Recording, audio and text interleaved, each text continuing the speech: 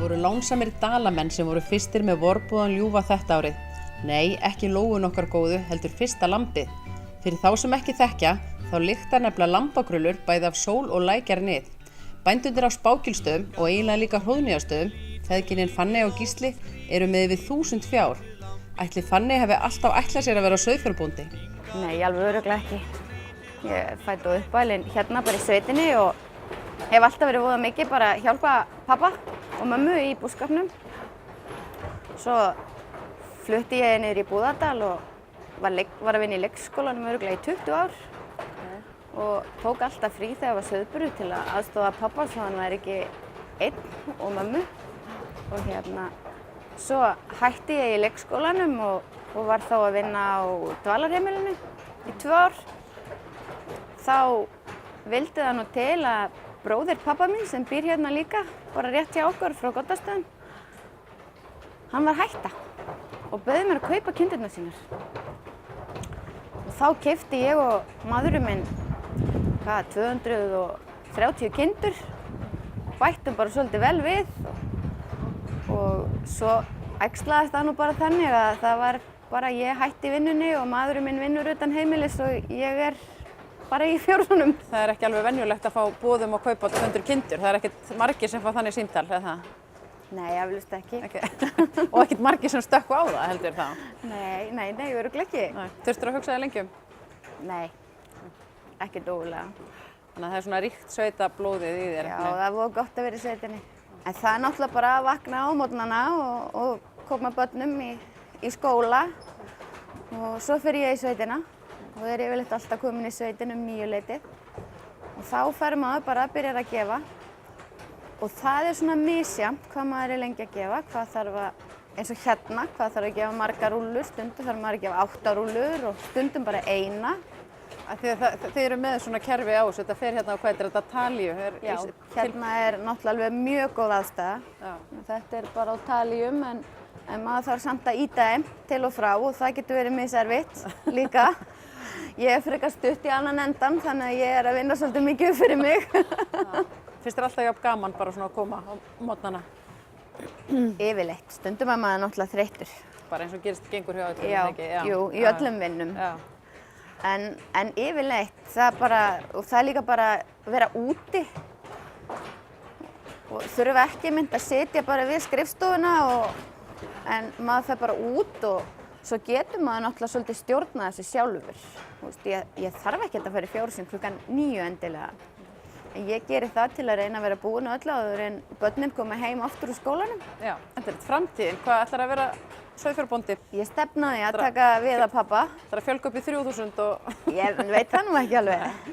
En það er stefnan að taka við þegar pappi hættir. Hann er nú farin að fullorðnast svolítið. Það er nú ekki að sjá hérna og djöflast hérna bak við. Hann er aldrei kjur. Nei. Já, en ég held að það er alveg framtíðin að bara... Já, ég held að það líka hjálp honum og hann stoppar ekkert. Sauðburðurinn með svona margt fé, er þetta ekki algjör bilun? Jó, það er alltaf mikil vinna. Já. Já, við höfum verið í því bara 4, ég og konan og dóttirinn og tengdasonurinn og svo börnin þeirra litla. Þannig að hjálpa til, byrja að hjálpa til.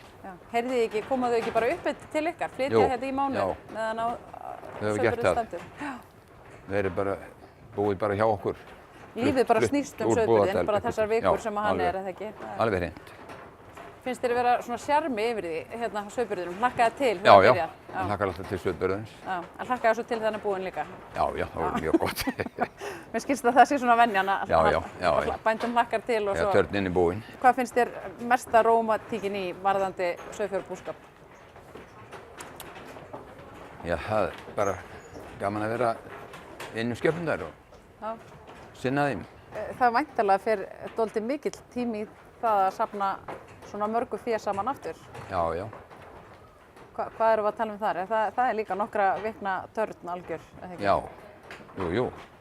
Þetta er nú sko skipti, það kemur fyrsta leit, svo hálfum mánuði seinna önnur leit, það kemur þarna pása á milli og þá erum við að fara fram á fjall og smala og svo náttúrulega réttinnar, rétta þetta, draga þetta í sundur. Þau eru búið að smala því til réttar Og það er mörg handtök að draga þetta allt Já, nákvæmlega. í dilka, Smalið þið bæði á hestum og fótgangandi eða aðalega á hestum. aðalega á hestum Já. hérna? Já. Það er dálítið Smölum hægra engi eiginlega- því. Já, já. Smölum eiginlega alltaf á hestum hérna. Og aðeins á hjólum í seinni leitir, fjórhjólum. Já, það er að koma svolítið inn núna. Jú, jú, það hefur verið svolítið. Hvort finnst ykkur betra? Já, það er mjög gott í seinni leitir. Já. Skepnum kindur verða uppgefnar fram að fjalli kannski. Þegar Þá við getur bara tekið á hjólið og keyrt það niður. Hvað er skemmtilegast við að vera með kindur? Þegar lömbin fæðast. Þegar lömbin fæðast.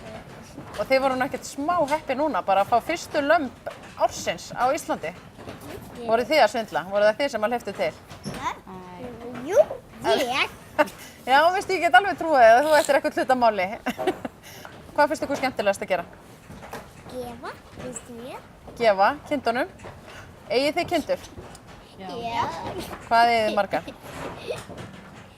Svona 5. 5 kindur? Svona sjálf, svona 5. Já, sem þið eigið alveg sjálf. Já. Já. Og eru þið búin að skýra þið? Ég á eina kind og einn hrút. Og 1 hrút. Ok, hvað heitir hrút? Móli Já, og Benna. Móli og Benna. Ok. Móli er svona dáin í að hafi skjótan. Finnst ykkur ekki sérstök lykt af lömbum? Jú. Er hún góð eða vond? Góð. Akkur er svona góð lykt af lömbum? Það er svo mjúk. En hlakkar ykkur til núna þegar sauðburðurinn byrjar? Já. Hvað hérna, þurfum við ekki að vaka mikið þá? Jú. Þá flytjum við líka út í sveit. Já, þá flytið hérna til að máfa. Já. Er það ekki snill? Og ég þarf líka alltaf að vaka. Já, og ég frétti að amma þín væri brjálæðislega dugleg að baka þá í sauðburðinum. Er það rétt? Jú.